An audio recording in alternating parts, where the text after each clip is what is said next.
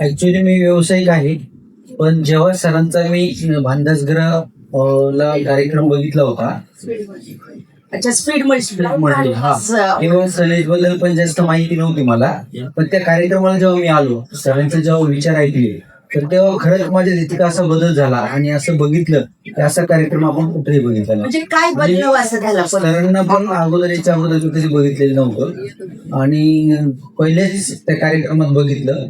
तर म्हणजे की सत्य काय असतं किंवा नुसतं बोलून चालत नाही, तर त्यावर आपल्याला चालावं पण लागतं. आणि जेव्हा आपण चालतो तर तेव्हा आपल्या मग कशी लाई लागते हे सरांच्या वागण्यातून मला कळलं.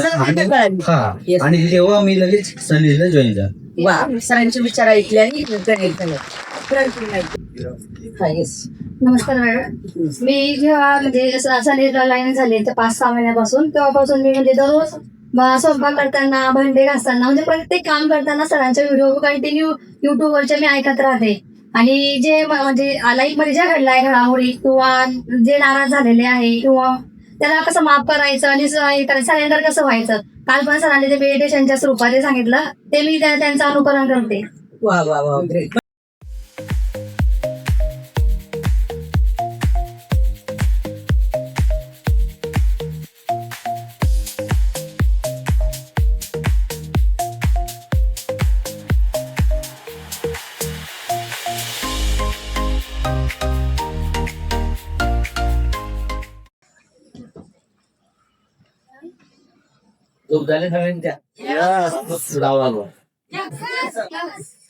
कोण कोण घरी गेलं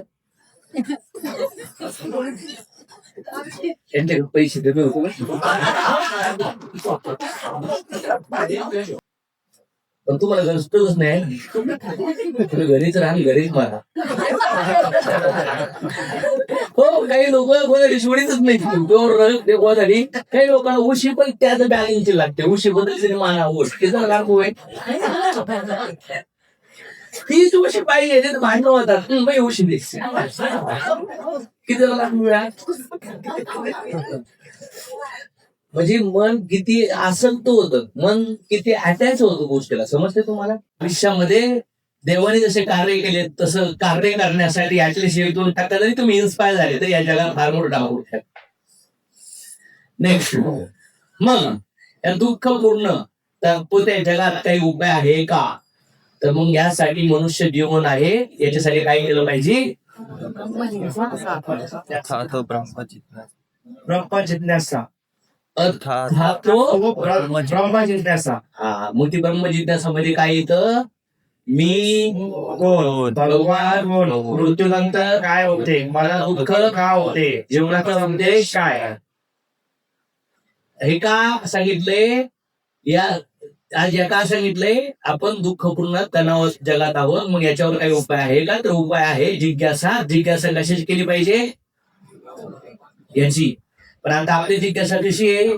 1 लाखात चेक कसं येईल हो सर, आपल्या सोना कसं येईल, सनेज कॉर्नर कसा होईल, हाऊस बोनस कसा होईल, लोक इंडिपेंडंट कसे बनतील हो सर, माझी कार कधी येईल, मी अचीव कसा होईल, माझं लग्न कसं होईल, माझ्या पोटात आजार आहे, तो आता काय निघेल मला माहित नाही सर.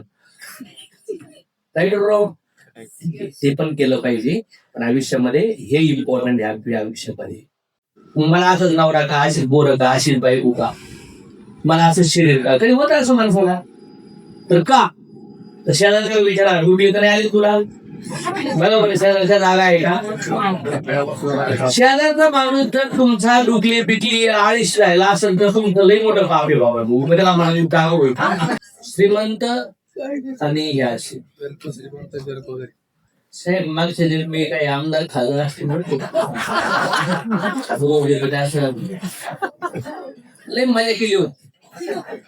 1000 कोटी कमवून ठेवले, पण डायरेक्ट आफ्रिकेत एका महिन्याच्या गर्भात त्यांना या शरीरासोबत,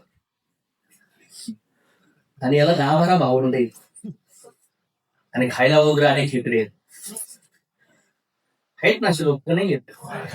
हो, तुम्ही किती नक्की लोक आहे की तुम्हाला तसं नाही दिलं जेव्हा.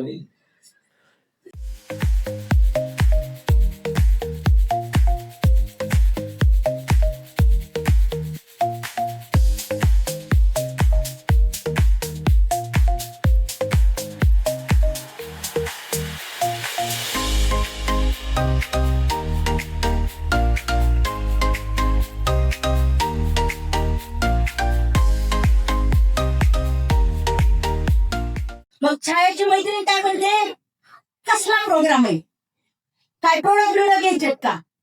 मग छाया काय म्हणते, नाही आधी प्रोग्रामला चल, नंतर बघू काय घ्यायचंय.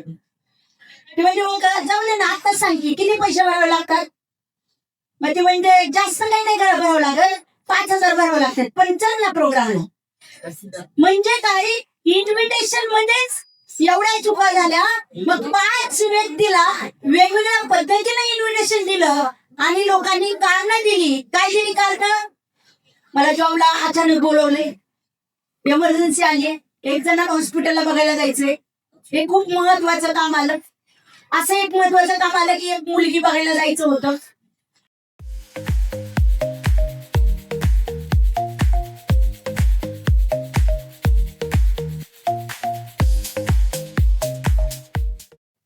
एक केक म्हणजे 30 दिवसात खायचा आहे.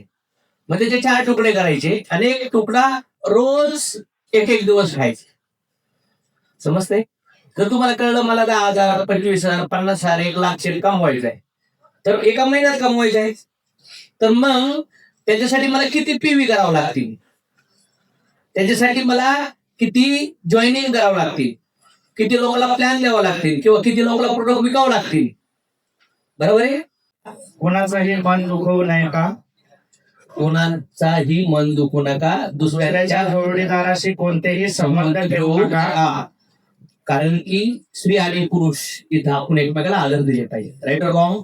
प्रत्येक आई बापाला वाटलं पाहिजे आमचे मुलं चांगल्या वातावरणात आहेत, सासूला वाटलं पाहिजे आमचे सून चांगल्या वातावरणात आहेत, जावई वातावरणात चांगले येतं. बरोबर ना? प्रत्येक बायकोला वाटलं पाहिजे नवरा चांगल्या वातावरणात आहे, नवऱ्याला वाटलं पाहिजे बायको चांगल्या वातावरणात आहे, बहीण भावाला वाटलं पाहिजे. तर मग अशा बिझनेस मध्ये येऊन आपण चांगलं चारित्र्य केलं पाहिजे, सगळ्याला सेफ वाटलं पाहिजे. तिथं असं वाटतं असं वातावरण करायला तुम्ही साथ देता, तिथं आलाच बिझनेस करायला आणि प्रेम करीत बसला. तिकडे कुठे भेटायला भेटत नव्हतं, चला ट्रेनिंगला बसू, तर तिकडे बस, मी इकडे बसतो आणि एकमेकांना बघत बस पाहिजे. 13 कॅमेरे पता कुठे गिअर टाकला असं तर रिवर्स टाक पटक्यास. उठरे बाबड्या, उठरे सोडवल्या, उठरे चुकल्या. पुन्हा उठायचं, 2, 3, 4 लोकांना सांगायचं, 2-3 लोक याला म्हणायचे असे लई धंदे बघितले मी काय होत नाही, पुन्हा झोपलं. समजते तुम्हाला? याला जर कोणी म्हणलं ना काय गॅरंटी तो या प्रोडक्टची, झोपलं. कारण की हवाच नाहीये ना याच्यात, कोणी पण याला फटके मारायचं. समजतंय का तुम्हाला? कोणी पण याला फटके मारायचं.